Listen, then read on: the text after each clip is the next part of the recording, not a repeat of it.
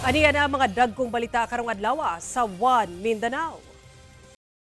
Tulo ka rider sa tulo ka motor, patay human na daro sa usa ka dump truck, nahulog pa sa pangpang ang mga biktima. Duha ka angkas, samdansab. Lungon, gidayungan aron matabok sa milapaw nga tubig sa suba sa Sindangan, Zamboanga del Norte.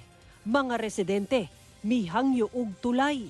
Samtang pipila ka motorista nangatanggong tungod sa pagbaha sa Zamboanga, Sibugay ug Tantangan, South Cotabato.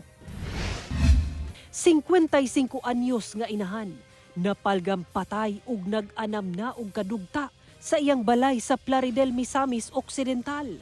15 anyos nga anak nga lalaki, miangkon sa krimen. Hustisya, panawagan sa kabanay sa namatay nga estudyante nga nakuryentehan sulod sa eskwelahan sa Samal Island.